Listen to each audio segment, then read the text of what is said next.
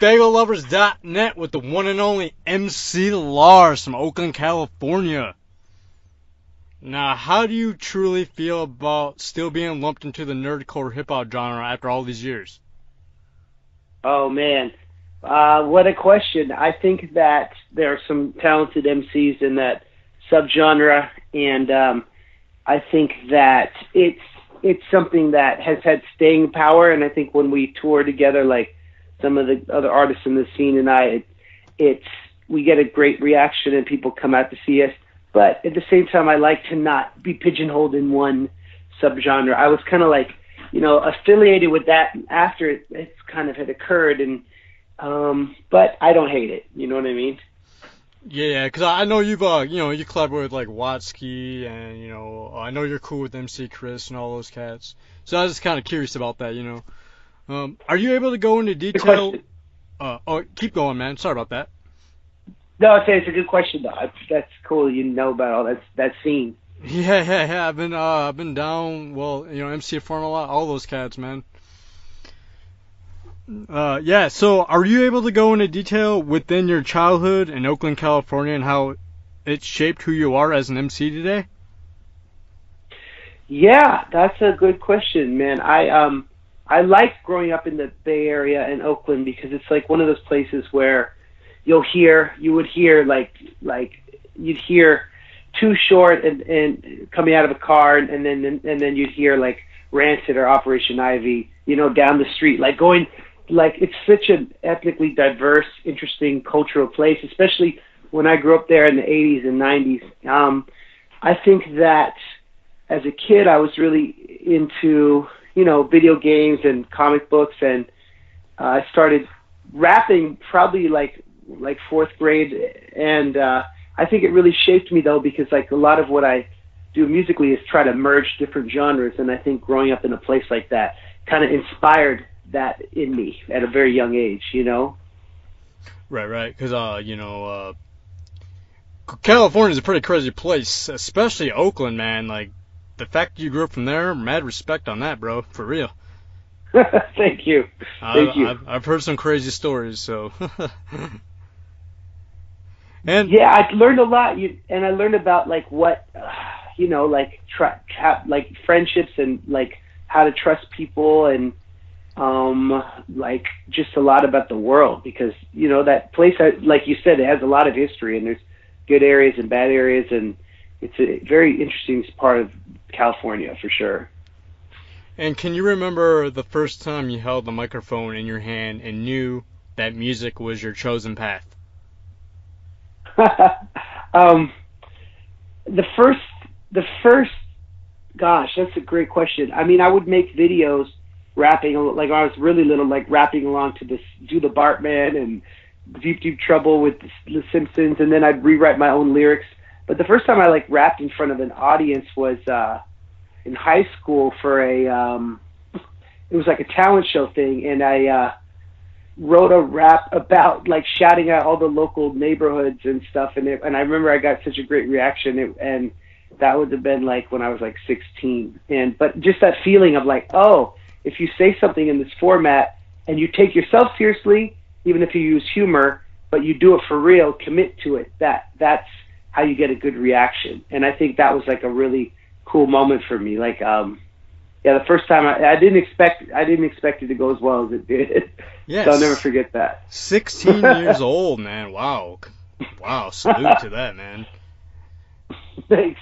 Yeah. So, like, was the crowd like just cheering you on, or what exactly went down? I think I was always kind of shy in high school, and it was like we'd have these like assemblies on Friday, and there was people were reading poetry, and I came out with the track was Eminem, the beat was Eminem's "I Just Don't Give a F." ...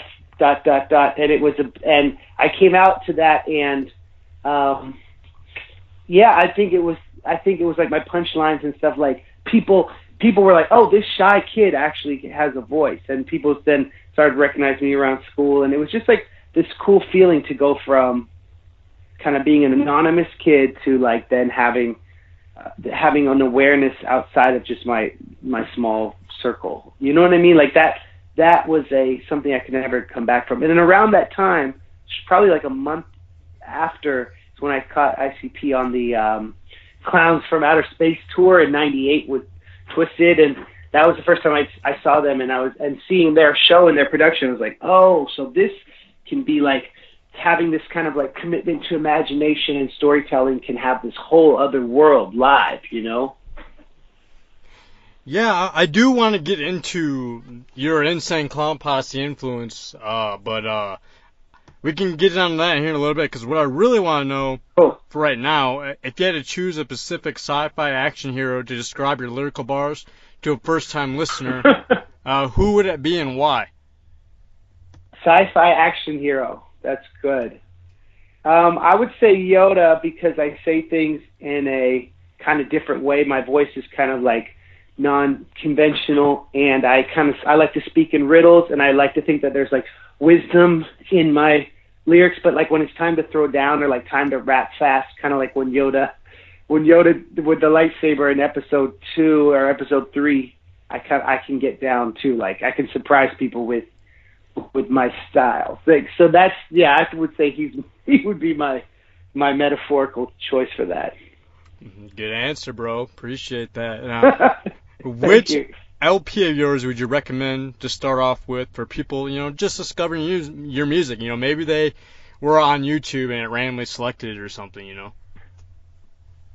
I did a mixtape in 2011 called Indie Rocket Science, and like Ritz is on there, and KRS-One, and Frontalot, and Chris, and a lot of great rappers. But I also really like that project because it, I think it's very diverse, and it's like I'm proud of it lyrically, and I think it ended up sounding really good, like when we mixed it and stuff. So that's always like an album I like to introduce people to, but it's not on Spotify because there's a lot of samples and uncleared stuff on there. So I recommend, like in terms of actual records, probably This Gigantic Robot Kills, which is my second album.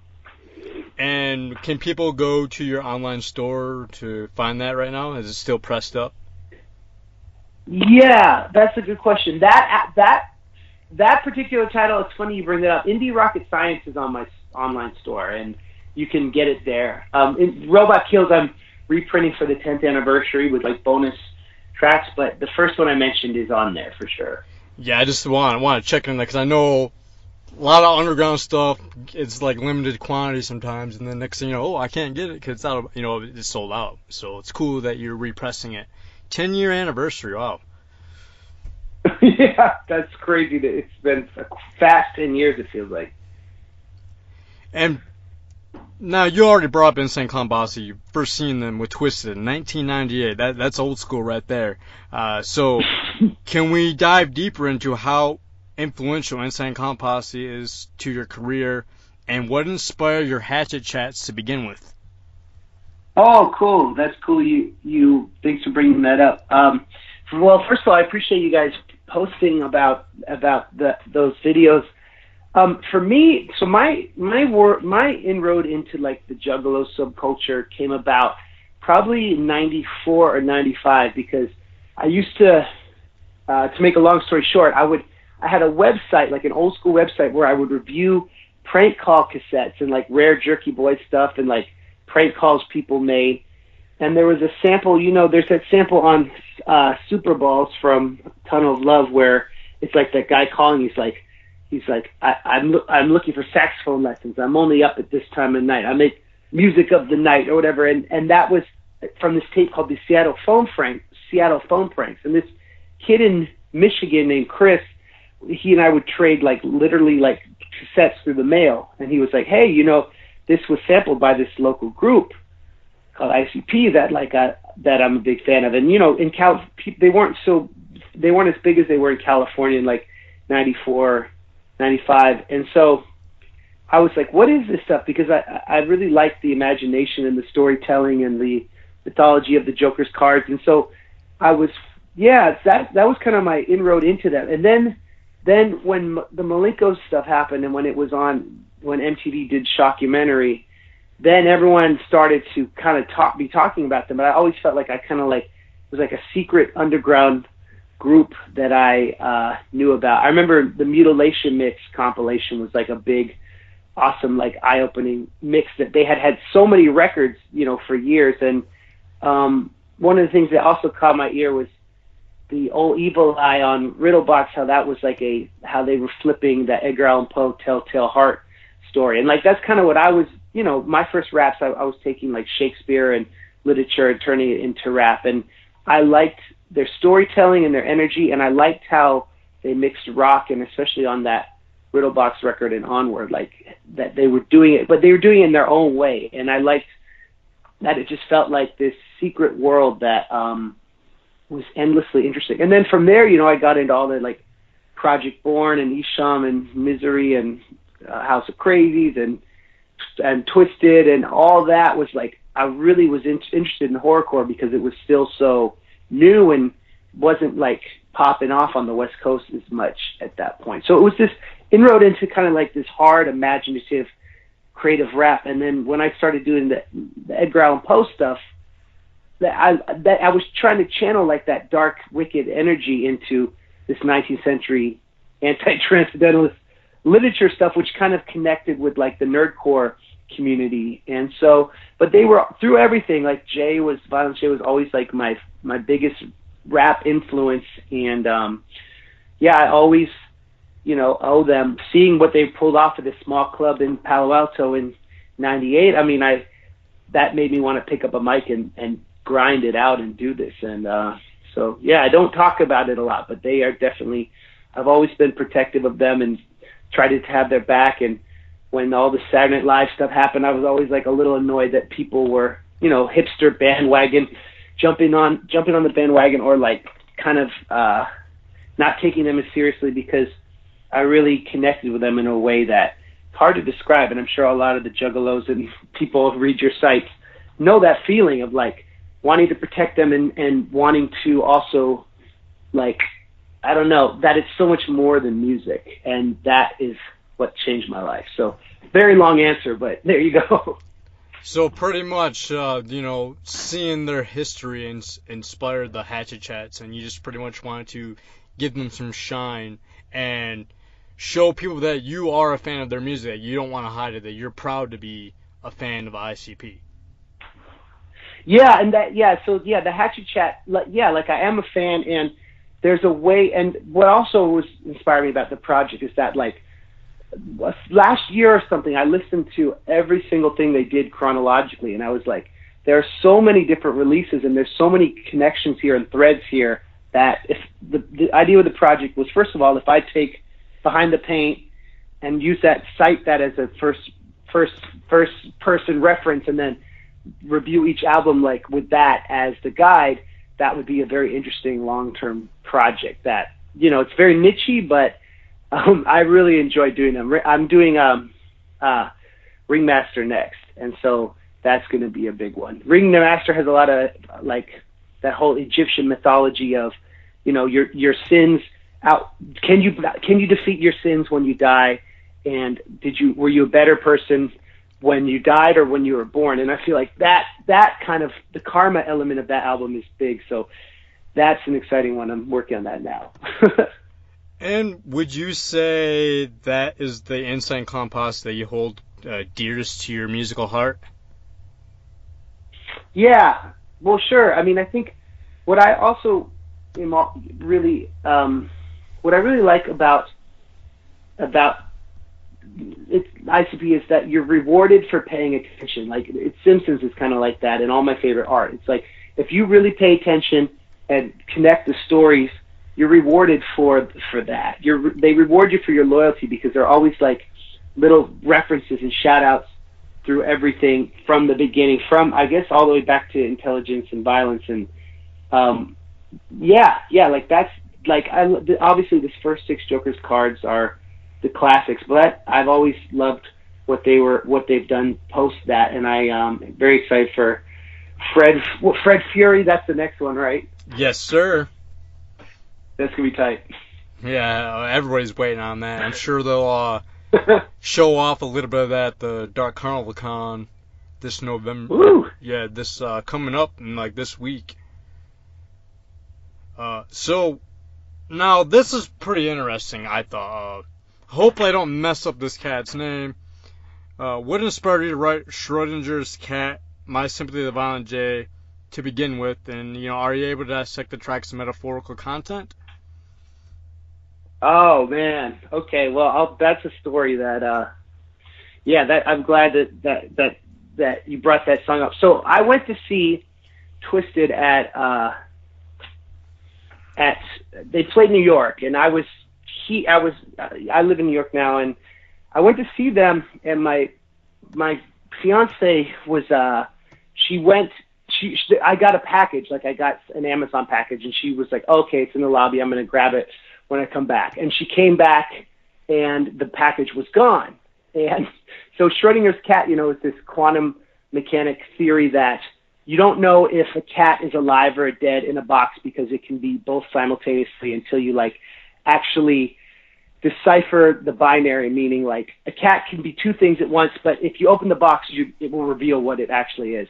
So I was at the show and I came back, and it made me think about how, I know this might be controversial, but I know that the MNE psychopathic split has, a lot of people are taking sides, and I don't know enough to make a definitive comment about it, but I did think it was interesting that they played First Day Out during the set, and that a lot of people were wearing ICP clothes, and it felt like being juggalos but not being juggalos at the same time was like this Schrodinger's cat analogy. So I wanted to write the song kind of sympathetically trying to empathize with what Jay might be going through with all of this, with all the controversy that was surrounding it at the time. And I'm not someone to talk crap about anything, and I know it's complicated, and I don't know anyone involved in the split, but I wanted to write a song about how a fan base can have a dualistic nature, and it's kind of like quantum mechanics, and the metaphor was solidified by I was at the show watching Twisted, and the package got stolen, but it was there before, so it just felt like this really funny intersection of everything I was thinking about that day. So that verse in that song is 32 bars trying to explain it all, and might be a bit obtuse, but it was just a weird situation. But I'm not trying to take a side, but I do think anyone affiliated with ICP who benefited off of their success and hard work, that's worth noting. And I would say that if a band had helped me a lot and then I left them and was not being very nice to them in their label, I wouldn't cover their songs in my set. That's all I'm going to say. Hey, strong valid point right there. And myself, I have. But I'm not trying. Yeah. No, I totally feel you. I won't pick a side because I'm from Michigan and I've been down with ICP and Twisted since 2003.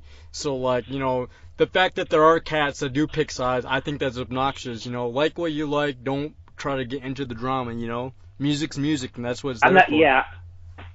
I wouldn't pick a side, and I was happy to go see them, and Blaze and Boondocks and the openers it was a great show. And but yeah, I would never try to start beef because no one really has time for that. Exactly. Valid point. Yeah. Now, what do you like most about the Juggalo culture as a whole? For me, it was always when ICP were still pretty underground in California back in the day. It was you'd see I had the Malenko sticker on my old school Volvo, and it would always be people would wave when I drove by, or when you see someone with the Hatcheman on their bag, you say, what's up Juggalo? The community where you'd find friends in surprising places and always have something to talk about. And that's what I really love about Nerdcore as a culture, because it's there's a lot of community, and you can always talk about the video games or the movies or different nerdy things. And I just think that Jay talks about in Behind the Paint this concept of the floobs, right? The floobs, the juggalos, the people who are kind of never necessarily the coolest people at school, but there's a community of not, you can be yourself. And that's what I love about Juggalo culture, is that you can be yourself and you don't have to impress anyone. And ICP has shown that you can be successful in that. And that's, at the end of the day, that's that punk rock element of being able to survive through your music, through a good show, and through your loyalty to your fans, and through perseverance too, like not giving up. And what is this? He talks about this term leyenda in Behind the Paint, that like it was all or nothing. They were all in. And I think that is what I love about Juggalo culture. Like, it's hard to be a casual Juggalo. Of course, there are people who remember Malenko and stuff who are like, haven't followed them, but like, if you're a Juggalo, like a real one, that's something you take for you to the grave. And I like that. So like, yeah, so the community and the family element and the respect and the longevity of it, and the fact that like there's so much great music by so many artists in this world, that one day when our planet is gone, it's going to be a very interesting discovery for when aliens come down and they listen to this stuff. They're going to be like, oh wow, this was like a very interesting moment in human history. And you know, I love how they have inspired me to do my own thing and not give up, and not necessarily have to be like winning the approval of the hip hop culture, to mainstream hip hop culture, to justify myself and my art. And to me, that's the dopest thing about it. And yeah, the friendships I've made through the scene too, and people like Kevin Gill, and like people who are positive, awesome people who are aligned with the culture, that kind of break that stereotype, because I hate how it gets such a bad light in the media. And I love how there are so many people out there, like so many interesting Juggalos out there, that like you can't really define it, and that's cool to me.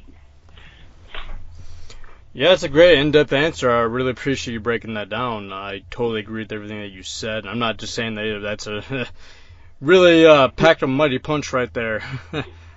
And thanks, Chaz. Yeah, you're welcome. Your true thoughts on the FBI labeling Juggalos as a hybrid gang? Well,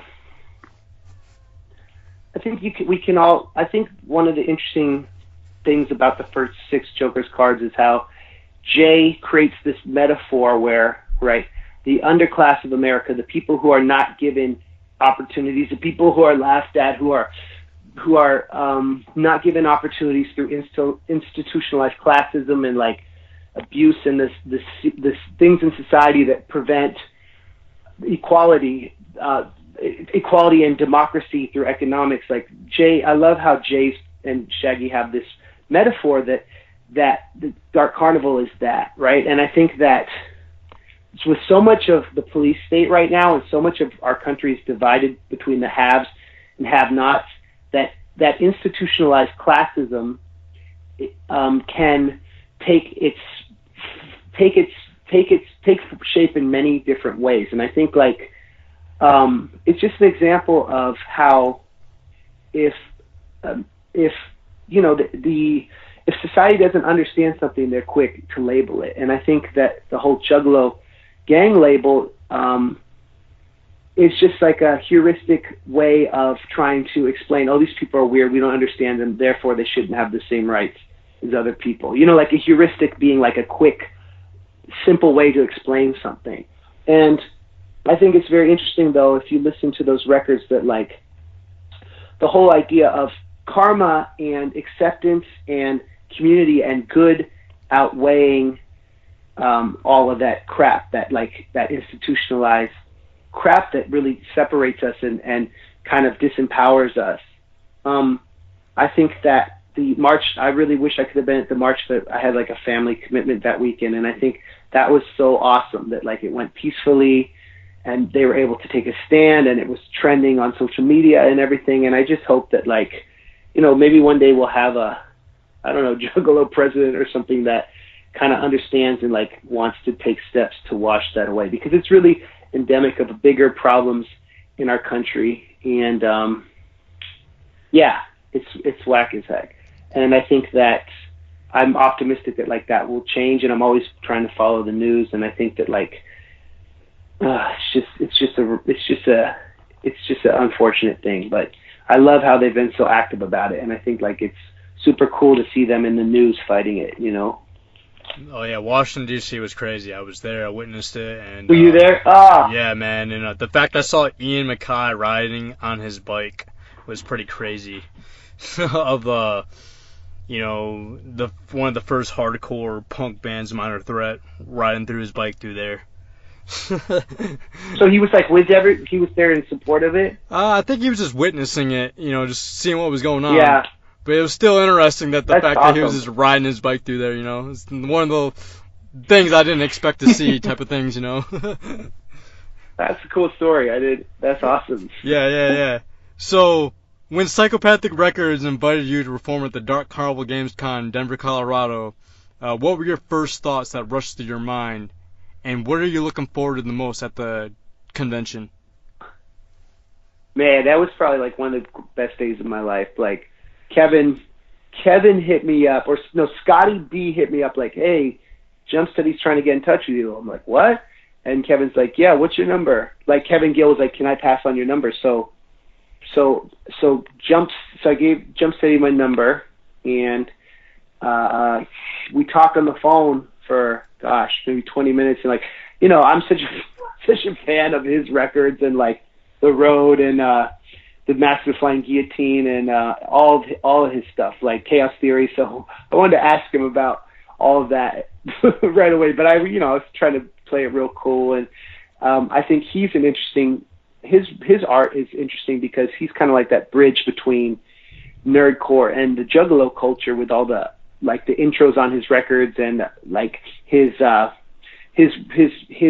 participation in the gaming world. So it was just real cool to talk to him and like hear that he said, what did he say? He said, Rob said, Lars, we've been hearing about you for mad years. Like Juggalos have been telling us about you and that you're cool. And we thought that like it's time to give you a shot to see like if you can entertain the fans and see if the Juggalos like you. And here's the show, and you'd be second of however many on the day ICP plays. And I was like, oh my God, like this is a dream come true. Because, I've done a lot of festivals and toured around the world, but to get that, just to be talking to him and to feel like co-signed by Psychopathic as a artist that they want to have perform, like co-signed in that, like they endorsed me enough to, put me on the flyer and tweet about me and stuff. Like it's like that's better than any Grammy or any other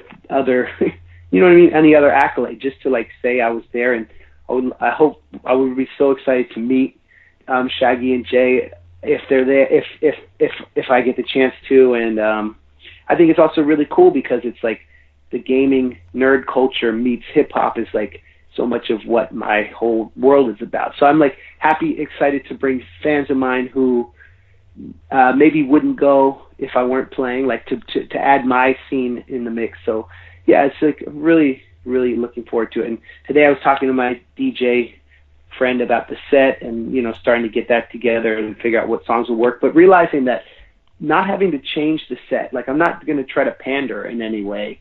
Like I just do me and like have fun and be relaxed and get rowdy. And, it's just like, gosh, it's a dream come true, man. Like if I were to go back in time and tell my 16-year-old self that one day I'd be invited to an event like this, it would like make everything, all the hardships worth it. It would make everything worth it. So it's a really big deal for me. And I try to play it cool online, but like I'm like honestly freaking out because I'm so excited.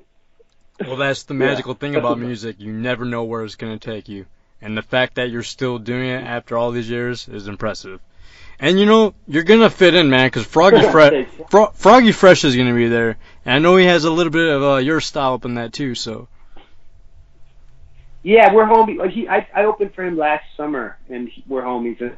That's, like, I saw how he got a lot of love at the gathering and stuff. So that's cool, like, to see that Juggalos have a sense of humor about, like, weird rap like that. So, yeah, that's cool.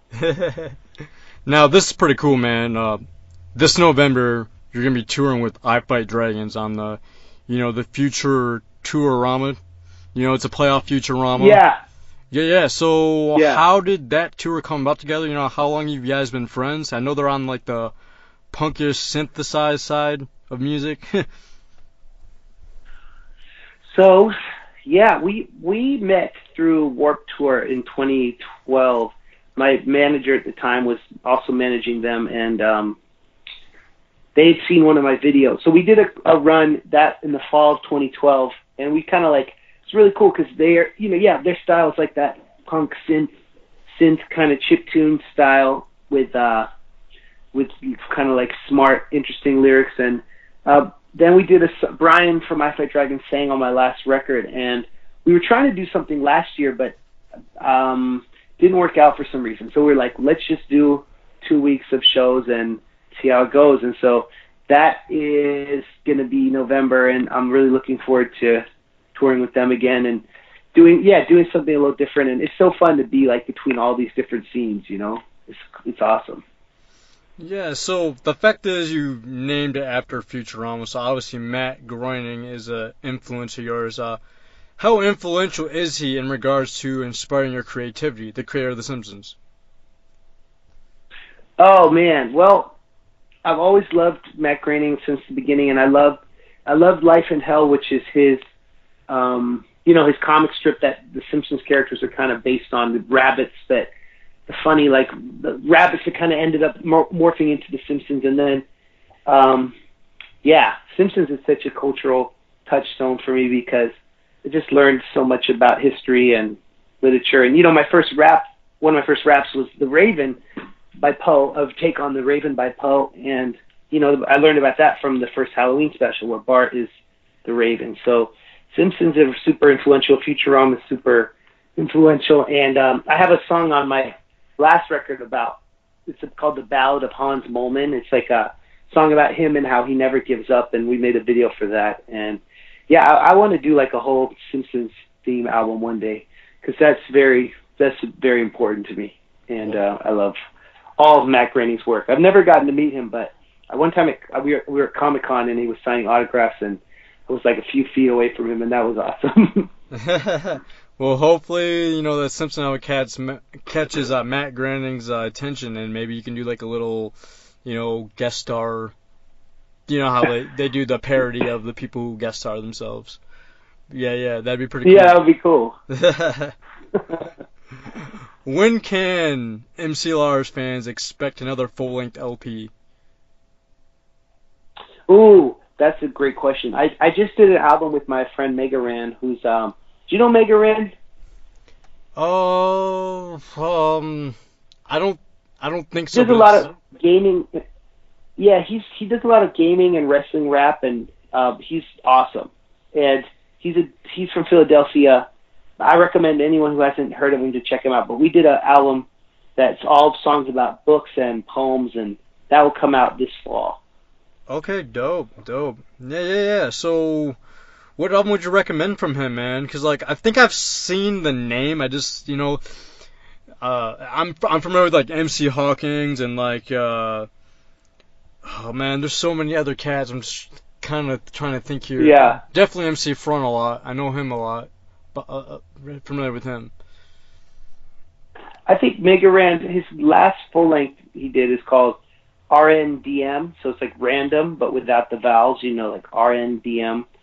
And that's a great record because it's very, about his life, and it's nerdy, but it's also, very personal and political. And he is one of the greatest rappers I feel like I've ever gotten to work with and tour with. And he's a great friend, and our styles are different, but we both love books, and we both love nerdy topics, and he's such a thrill to tour with that guy because he's, a very deep, talented person. So, yeah, anyone out there who's interested in, new, interesting, smart rap, check him out. He and I are both on Patreon, separately. We put out music every month on Patreon, and he has a lot of great stuff on Spotify. But, yeah, RNDM is a good start. And then he has a bunch of albums about Mega Man, and did one about Final Fantasy, and he's so prolific. That dude puts out 3 or 4 records a year, and everything he does is awesome. So he is dope. I love touring with him, and I wanted in the years to come do more projects with him, and because he kind of bridges the nerdcore world, but he's also does so much beyond that, and it's really good to his fans. And yeah. So that's all. That's all. I could talk about him all day, but that's, no, I was just a little bit curious because, like, you know, Jesse Dangerously and Dual Core and like Jesse, yeah. Yeah, all these names You know, are a lot of finally people- starting to pop in my head. So Optimus Rhyme, yeah. Yeah, so Deep, what? man, and then we're all like the first generation, I guess. Yeah, that's dope, you know. And so let's talk about this Mega Ran album between you two a little bit more, if you want. We did 13 songs, I think. Like we have, each song is about a book or a poem or story we like. We wrote like 20 songs, and he came and stayed with me in New York before this tour we did, and we just hit the studio. And it's called the Dewey Decibel System, like, because you know, like the libraries, they classified books Dewey Decimal, like a period, so we call it Dewey Decibel, like volume. Dewey Decibel System. And there's some guests on there, we're still getting the final mixes, but we did like we did some Shakespeare, some more Poe, some Kafka. We did a Ready Player One song that we wrote years before the movie came out, just because we love that book. And it's just like, we call it lit hop, you know, like hip hop about literature. So it's a lit hop. My first full collab with another artist that's purely lit hop references. And we make the joke on stage that there's Run the Jewels, but we would refer to ourselves as like Run the Schools, because it's educational. You know? That's classic, man. Thanks. Thanks, man. So being that you're like a big Edgar Allan Poe fan, what do you gotta say to all the people who's ever said that Edgar Allan Poe is overrated? Well, I think he's everywhere. He's omnipresent, and I think that, you know, he's like, every time there's a Poe meme, I'm tagged on Facebook and Twitter a million times, you know, because people know that I love him, and I get he can be a little bit overwhelming, just like the whole imagery of like the sad guy with the bird on his shoulder. But I'll tell you this about Edgar Allan Poe, like, of all the 19th century anti-transcendentalist American romantics, he stood out from people like Whitman and Thoreau in that while they were looking at like America as this infinite, joyful, ever-expanding, manifest destiny reality, he was like, okay, well, there's a dark side to all this. There's a dark side to slavery. There's a dark side to, you know, racism. There's a dark side to life. There's a dark side to love. And the dude was like, you know, he had a problem with drinking. His mom died when he was young. His wife died like when she was young, and he never really was a truly happy person. But he found relief in his imagination and in his storytelling. And I think of all the writers, Poe really believed in the magic of sound and rhythm, and he was a very technical writer, so he wrote things to be like read aloud. And I think that so many other authors of his period didn't focus on the oral tradition as much. And that's why, like, The Raven, like, Once Upon a Midnight Dreary, While I Pondered Weak and Weary, like, his flow of all his poetry is timeless. And I think it could be seen as overrated, but I prefer to see him as kind of timeless. And there's some really dark, crazy stuff in his short stories too. Like, one of the craziest stories is this story about this dude who he's basically sleepwalks, and he's obsessed with his cousin because he's sick and she's really nice to him, but she has these like beautifully perfect teeth. And so one night she's in a coma and they bury her on accident because they think that she is dead, but she's not. So somehow he knows to dig her up. He digs her up in the middle of the night in like a sleepwalking state, and he takes pliers and rips out all her teeth and puts them in this jar by his bed. And he wakes up to hear her screaming and see the teeth like by his bed in the jar. And I think that's like one of the creepiest, most imaginative, weirdest stories I've ever read. And like, it's, you know, that like you can draw a lot of connections between him and horrorcore, and that it's the imagination and the storytelling, and the close attention he paid to how words sound. And I think for that reason he's like the greatest of all time horror story writer and poet. And yeah, like you did, like some of his more mainstream stuff is a little like corny and played out, but like there's some, like that story I told you, it's called Berenice. It's just so twisted and dark, and like the dude had issues. And to me, that's interesting. He channeled all his darkness and pain and disillusionment into his incredible imagination. And I'm always like discovering more Poe stuff. And yeah, he's the gift that keeps on giving, man. He's such a creepy dude, but so brilliant, you know? I agree. And for the record, I don't think he is overrated. In my opinion, he's a little bit underrated. I know he's like influenced a lot of people, but the fact is, you know, someone that can write stuff that dark back then is just like insane, dude. You know. And he also invented the mystery genre too. Like before Sherlock Holmes, like he created stories about these detectives trying to solve a mystery, and it turns out like it's some unexpected thing. And he also was one of the first people to really dabble in science fiction. He has a story about a guy who, his only novel is about a guy who is on this boat and enters this strange world on the other side of, like inside the planet Earth. Like as a creator of form and the literary canon, he really pushed boundaries. And I think he's, interesting guy. So that's cool. I'm glad you appreciate him. Yeah, I'm an H.P. Lovecraft fan too, so just throwing that out there. Shoot. Yep. What would you? Yeah, Lovecraft is great too. I want to do a Lovecraft album, and I think problem with Lovecraft though is like I can't get down with some of his racist language. Like I know it was of the time, but like there's like some of his, you read some of his stories and it's like he's brilliant, but I also. Yes, some stories you don't want to. Yeah, I totally feel you. You know what I mean? Yeah. Being that he grew up in the 19th century, I get that. And that's the thing about it. It's kind of like it's a bittersweet thing. Like I like his work, but then you see some of that stuff, and it's like I can't be down with that. But like the rats in the walls is like some crazy shit, dude. You know? That's a great story. Yeah. Or all the Cthulhu stuff is just like, where did you come up with this? Right. Well, I'm glad we can agree on that. And, what would you say is your greatest accomplishment thus far, and what do you hope to accomplish in the next 10 years? I